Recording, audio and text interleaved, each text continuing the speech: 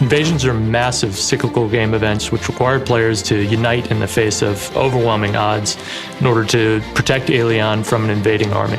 Our planet is invaded by alien gods from the depths of the universe. Giant Cthulhu-like monsters and various Godzillas attempt to destroy our world and steal our followers.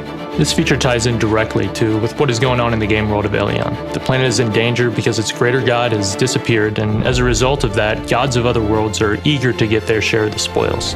This feature was really inspired by superhero and science fiction stories where you have huge alien forces invading Earth, and this is really the player's opportunity to be that legendary hero and defend their home. Invasions are designed for all players. They happen at different levels, and high-prestige players can participate in them. First of all, those are the people who have unlocked the divine form, who have become deities in our game, joined a powerful pantheon, and who have both time and interest in this type of activity. It is a great event for all audiences, including the mortals, immortals, and other inhabitants of Aelion. Invasions from other worlds greatly affect the lives of ordinary people and gods alike. Skyforge's world of Aelion is highly susceptible to invasions. The coastline was transformed by multiple invasions of aquatic creatures. The mechanoid invasions brought technologies, just like invaders from worlds with a different environment bring infections and viruses. And all of these cause technogenic, ecological, and geological changes on Aelion. The way Aelion looks today is a direct consequence of all the previous invasions. If we divide an invasion into phases, we can single out several stages. The first one is the preparation. The announcement that enemy ships are approaching the planet, and our early warning system has detected them. On the world map in the Divine Observatory, there'll be a timer, usually about 7 days from when it's posted, for when the invasion is actually going to begin. Once an invasion begins, the Divine Observatory will be populated with various content focused on combating the new invading army. The actual gameplay of the invasion, just like the rest of the game, is divided into different activities, and each of them has different gameplay. There are activities for 3, 5 players, and for 10 players, all with varying difficulty levels and different levels of involvement and reward. For example, there is an activity where we shoot down an alien ship. It crashes, and we try to gather resources and trophies out of it, including the data that will help us learn more about our enemy. Then there is the opposite situation, where our own convoy gets destroyed by aliens, and we try to fight them off and protect the survivors.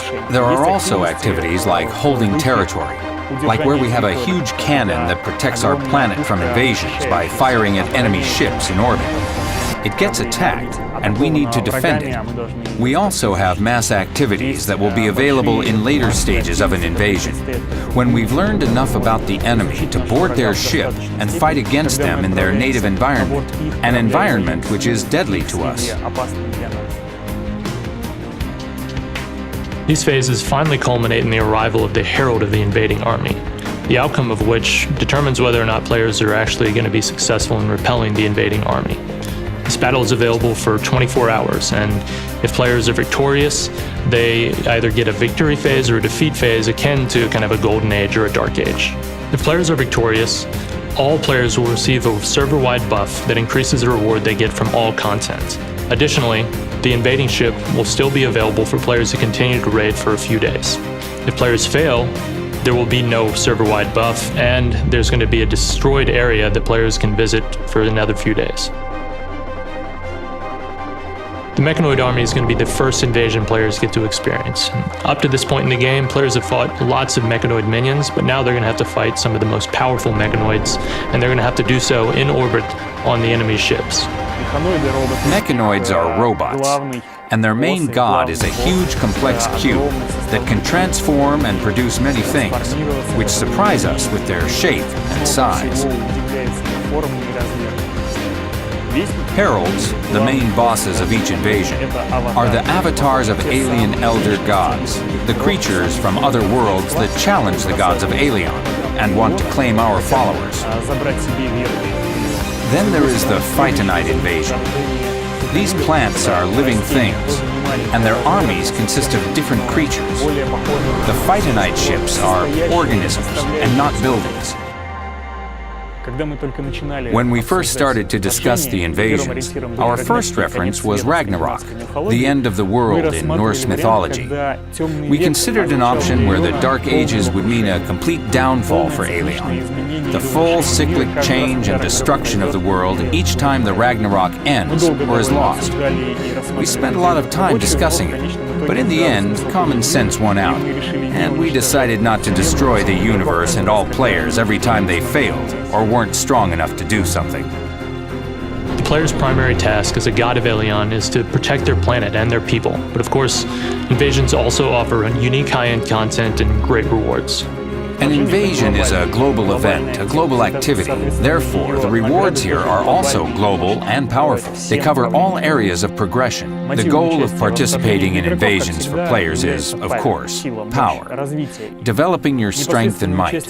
Participation in invasions means developing your character even further. The usual sparks can be found as rewards, and sparks that will allow you to develop your divine form. There are also reliquary and purple equipment. In addition, there are rewards for those that do not care about power and might, as much as they care about self-identification and self-expression. Here they can obtain unique costumes. You will also be able to progress within invasions themselves. When you defeat some alien creature, you obtain data and various materials. You take them to the Pantheon laboratory, where you can research them to increase your resistance to that certain invasion. At a certain point, you will become immune to their dangerous environment. This is really just the start of where we want to go with this feature. As players develop in power, who knows, maybe they could eventually take the fight to the alien planets themselves. So good luck, and don't forget to subscribe to our social channels, and I'll see you in game.